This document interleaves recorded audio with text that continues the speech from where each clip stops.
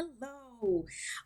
So here's my thought for this week. For, as many of you know, I travel quite a bit for work, and I spend a lot of time on airplanes and airports and all of that. And the temperature is starting to change, right? It's fall, and there's a lot of like coughing and sneezing and hacking and germiness all around me.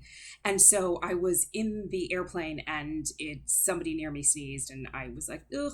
And so I went in the bathroom and I was washing my hands, and it got me thinking about all of that, like just the sickness and exposure to sickness, and how much time a lot of us spend, especially right now in this kind of cold and flu season, protecting ourselves against germs and infection, and we don't want to get sick, and how little time I spend, and probably many of us spend, being worried about emotional germs, right? Or what I'm calling emotional germs. So being infected by negativity, being infected by the world around us, and having it cause us kind of emotional sickness. And so I was thinking, is there a way to kind of draw that parallel and think about protecting ourselves against those things in a similar way that we protect ourselves against, say, cold and flu? So the first thing that I was thinking about is immunity. That, lots of times for many of us, one of the greatest protections that we have around kind of being infected by germs is to kind of make sure that we stay well, or as well as we can be, to promote our kind of internal structures that fight off germs.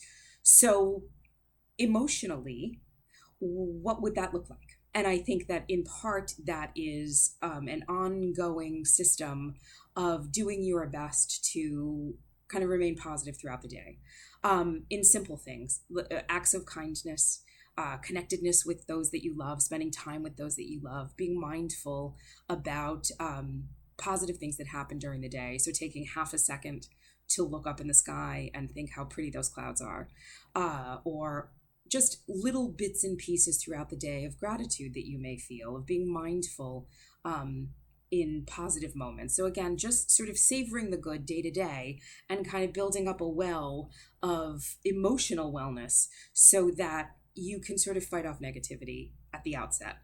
And then secondarily, I think the next thing is exposure to germs in the first place. So if you're like me, if I see that someone has a cold, I don't want to hug them, or I don't want to shake their hand today, right? And I try to be that respectful of other people as well. If I don't feel well, I say, like, don't hug me, I'm full of germs.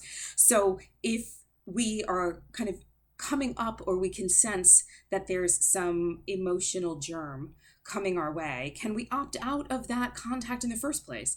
And I think for many of us, we opt into those things. So whether it's exposing ourselves to negativity in the media, or in social media, or gossip at work, or just other kinds of nitpicky negative environments, is there a way to just say, I don't want exposure to that. I don't want those germs near me. I don't want to be touched by them. And then if we do get touched by them, is there almost an emotional hand washing that we can do to kind of rid ourselves of that in the moment? And I think, can we maybe look at what's being shared with us from a different lens?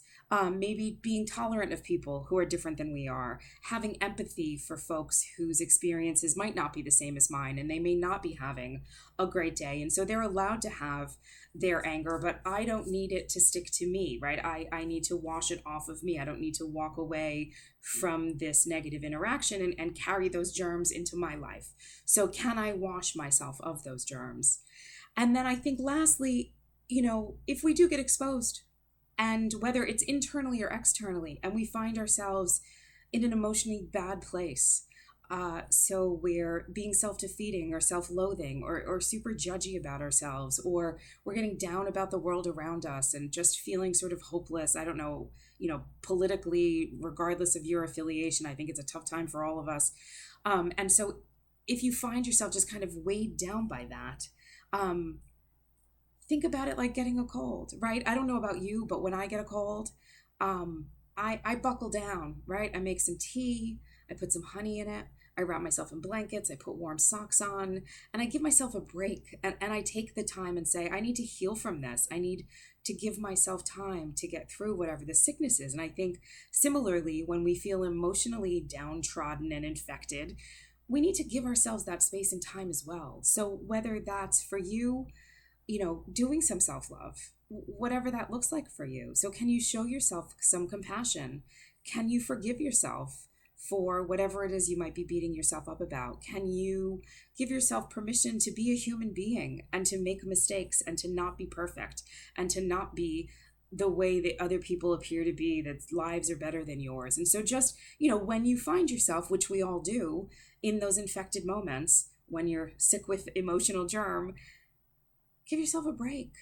Take a break, opt out for a little while and recuperate and show yourself some compassion and some self-love, whatever that means for you. Speak kindly to yourself. Put yourself in a positive environment if you can. So I guess my point for today is maybe we can all spend just a little bit more time thinking about exposure to germs that affect our emotional wellness, germs of negativity, and can we do more to protect ourselves at the outset, to wash our hands of it when we come in contact with it? And then finally, when we do find ourselves in a place that isn't optimal, can we give ourselves a break? Just give ourselves a break and show yourself a little bit of love. So today, that's what I wish for you, to stay clean of those germs as best you can. And if you find yourself infected, give yourself a little love. Be safe out there. Take care of yourself. And hopefully I'll have some thoughts soon and we will see each other again. So be well.